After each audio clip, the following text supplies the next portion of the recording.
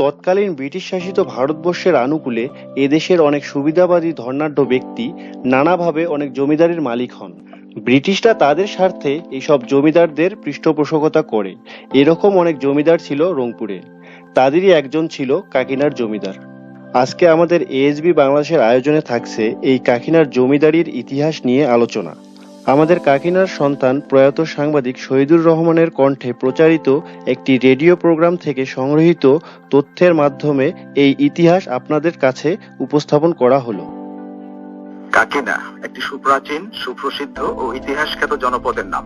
তদানীন্তন ভারতবর্ষের পূর্ব প্রান্তে সভ্যতার যে সুপ্রাচীন ও সুপ্রসিদ্ধ লীলাভূমি গড়ে উঠেছিল তারই একটি অবিচ্ছেদ্য অংশ ছিল কাকিনা। হিমালয়ের পাদদেশে তিস্তা, ব্রহ্মপুত্র, করতোয়া ও ধরলা নদী বিধৌত বৈচিত্র্যময় জনপদ কাকিনা প্রাগৈতিহাসিক যুগ থেকেই সভ্যতার আলোয় উদ্ভাসিত ছিল।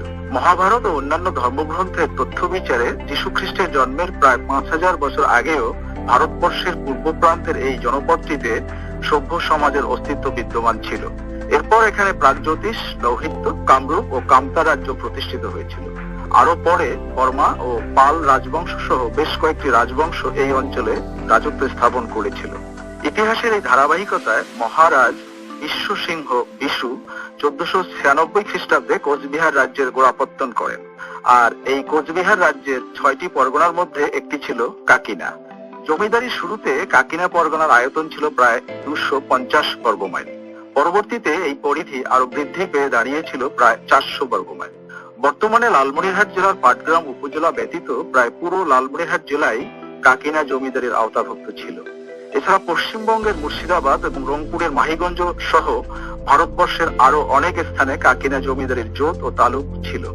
উত্তরবঙ্গে নাটোরের পরেই দ্বিতীয় বৃহত্তম জমিদারি ছিল কাকিনা।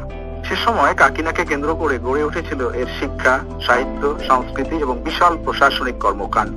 বিবর্তনের মধ্য দিয়ে যেমন একটি দেশ কিংবা জনগোষ্ঠীর নাম নির্ধারিত হয়, তেমনি কাকিনার ক্ষেত্রেও এর ব্যতিক্রম ছিল না। আজকের কাকিনা নামটি অতীতে কঙ্কনা, কঙ্কানিয়া, কানকিনা, কৈকিনা কিংবা কাকিনিয়া বা কখনো কাকিনি ইত্যাদি নামে পরিচিত ছিল। ১৬৮৭ খ্রিস্টাব্দে মুঘলদের দেয়া সনদ বলে কাকিনিয়া বা কাকিনা জমিদারির সূচনা হয়। এ সময় ঘোড়াঘাটের মুঘল ফৌজদার ছিলেন বাংলার সুবাদার শায়েস্তা খাঁর পুত্র এবাদত খাঁ। তিনি কোচবিহারের রাজা মাহিন্দ্র নারায়ণের সঙ্গে এক যুদ্ধে কোচ রাজ্যের ৬টি পরগনার মধ্যে কাকিনা, ফতেপুর এবং কাজিরহাট পরগনা ৩টি দখল করেন। তখন কাকিনা পরগনার চাকলাদার ছিলেন ইন্দ্র নারায়ণ চক্রবর্তী এবং দিল্লিতে মুঘল সম্রাট ছিলেন আওরঙ্গজেব। এবাদত খাঁ পরগনা ৩টি দখল করে নেয়ার পর কোচবিহারের নাজির শান্ত নারায়ণকে পরগনার কর নির্ধারণ পূর্বক এর জমিদারির বন্দোবস্ত করে নিতে বলেন। কিন্তু নাজির শান্ত নারায়ণ এতে অসম্মত হলে ফৌজদার এবাদত খাঁ কাকিনা পরগনার চাকলাদার ইন্দ্র নারায়ণের এক প্রভাবশালী কর্মচারী রঘু রামের পুত্র রাম নারায়ণ চৌধুরীকে কাকিনা জমিদারির সনদ প্রদান করেন। রাম নারায়ণ চৌধুরী ১৬৮৭ খ্রিস্টাব্দ থেকে ১৭২৩ খ্রিস্টাব্দ পর্যন্ত কাকিনার জমিদারি পরিচালনা করেন। এরপর তাঁর মৃত্যু হলে তার জ্যেষ্ঠ পুত্র রাজা রায় চৌধুরী কাকিনা জমিদারির দায়িত্ব গ্রহণ করেন। রাজা রায় চৌধুরী ১৭২৭ খ্রিস্টাব্দ পর্যন্ত কাকিনার জমিদার ছিলেন। এরপর তার মৃত্যু হলে তার কনিষ্ঠ ভ্রাতা রুদ্র রায় চৌধুরী ১৭২৭ খ্রিস্টাব্দ থেকে ১৭৬৮ খ্রিস্টাব্দ পর্যন্ত জমিদারি পরিচালনা করেন। এরপর তার একমাত্র পুত্র রসিক রায় চৌধুরী কাকিনার জমিদার নিযুক্ত হন। কিন্তু তার কোনো পুত্র সন্তান না থাকায় ১৭৭০ খ্রিস্টাব্দে তার মৃত্যুর পর তাঁর স্ত্রী অলকানন্দা চৌধুরানী জমিদারের দায়িত্ব গ্রহণ করেন। কিন্তু তাঁর দায়িত্ব গ্রহণের ২ বছর পর ১৭৭২ খ্রিস্টাব্দে কাকিনা সহ সারা বাংলায় প্রচন্ড খরায় সৃষ্ট প্রাকৃতিক দুর্যোগে ভয়াবহ দুর্ভিক্ষ দেখা দেয়। এ সময় প্রজারা খাজনা পরিশোধ না করার কারণে অলকানন্দা চৌধুরানীর পক্ষে জমিদারি পরিচালনা করা অসম্ভব হলে তিনি রামদুলাল নামে এক ব্যক্তির নিকট জমিদারির ইজারাদার নিযুক্ত করে কলকাতায় পাড়ি জমান। কিন্তু রামদুলালের অত্যাচার ও উৎপীড়নে সাধারণ প্রজারা অতিষ্ঠ হয়ে তাঁর বিরুদ্ধে বিদ্রোহ ঘোষণা করে এবং কাঁচারি বাড়ি পুড়িয়ে দেয়। অবশেষে রাজ সৈন্যদের সহায়তায় রামদুলাল পালিয়ে প্রাণে রক্ষা পান। এই সংবাদ পেয়ে অলকানন্দা চৌধুরানী কলকাতা থেকে কাকিনায় ফিরে রংপুরের তদানীন্তন কালেক্টর মুর সাহেবের নিকট আবেদন জানিয়ে ১৭৮৪ খ্রিস্টাব্দে তার দত্তক পুত্র রামরুদ্র রায় চৌধুরীর নামে কাকিনা জমিদারির নাম জারির ব্যবস্থা করেন। রামরুদ্র রায় চৌধুরী 1784 খ্রিস্টাব্দ থেকে 1820 খ্রিস্টাব্দ পর্যন্ত কাকিনার জমিদার ছিলেন। এরপর তার পুত্র ভৈরব রায় চৌধুরী 1835 খ্রিস্টাব্দ পর্যন্ত কাকিনার জমিদারি পরিচালনা করেন। এভাবে 1847 খ্রিস্টাব্দ পর্যন্ত ভৈরব রায় চৌধুরীর জ্যেষ্ঠ পুত্র কালীচন্দ্র রায় চৌধুরী এবং ভ্রাতুষ্পুত্র শ্রীনাথ চৌধুরী ভাগাভাগি করে কাকিনা জমিদারি পরিচালনা করেন। 1847 খ্রিস্টাব্দে শ্রীনাথ চৌধুরীর মৃত্যু হলে তার একমাত্র পুত্র দ্বারকানাথ চৌধুরী কাকিনার জমিদার নিযুক্ত হন, কিন্তু তিনি ছিলেন নিঃসন্তান। 1853 খ্রিস্টাব্দে তিনি মৃত্যুবরণ করলে ভৈরব রায় চৌধুরীর কনিষ্ঠ পুত্র শম্ভু চরণ রায় চৌধুরী কাকিনার জমিদার হন, কিন্তু তিনিও নিঃসন্তান ছিলেন। তিনি কৈলাস রঞ্জন রায় চৌধুরী এবং মহিমা রঞ্জন রায় চৌধুরী নামে দুজন দত্তক পুত্র রেখে 1862 খ্রিস্টাব্দে মৃত্যুবরণ করেন। 1868 খ্রিস্টাব্দে মাত্র 18 বছর বয়সে কৈলাস রঞ্জন রায় চৌধুরী মারা গেলে মহিমা রঞ্জন রায় চৌধুরী কাকিনা জমিদারির দায়িত্বভার গ্রহণ করেন। 1887 খ্রিস্টাব্দের 16 ফেব্রুয়ারি ব্রিটিশ সরকার তাকে রাজা উপাধিতে ভূষিত করেন। 1909 খ্রিস্টাব্দে তিনি মৃত্যুবরণ করলে তার একমাত্র পুত্র মহেন্দ্র রঞ্জন রায় চৌধুরী কাকিনার রাজা হন।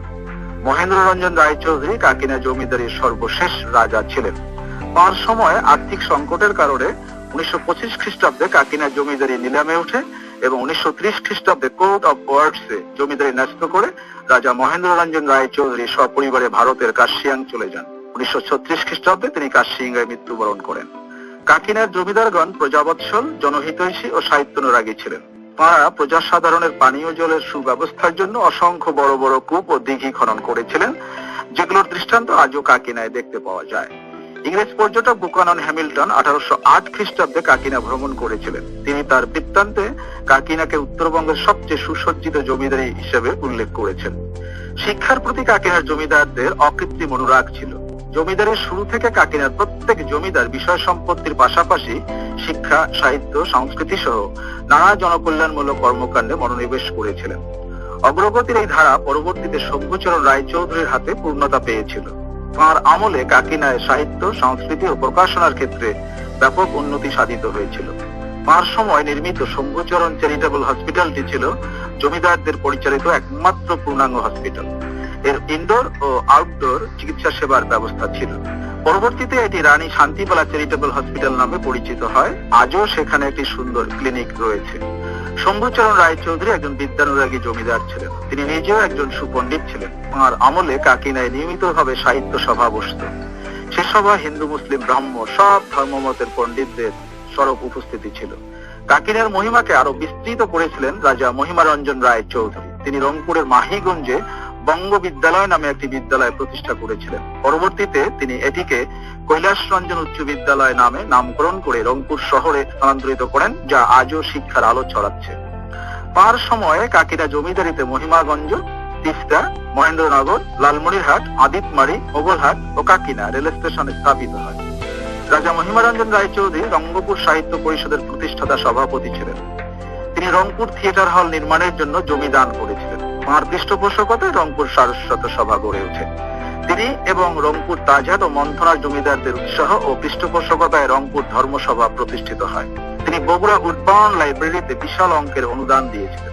পিতার মতোই মহেন্দ্র রঞ্জন রায় চৌধুরীও উদার ও দানশীল রাজা ছিলেন। তিনি কাকিনাতে তার পিতার নামকে চিরস্মরণীয় করে রাখতে কাকিনা মহিমারঞ্জন স্মৃতি উচ্চ বিদ্যালয় প্রতিষ্ঠা করেন। আজও উত্তরাঞ্চলে সুপ্রাচীন ও সুপ্রতিষ্ঠিত বিদ্যাপীঠ হিসেবে চারদিকে তা শিক্ষার আলো ছড়িয়ে দিচ্ছে।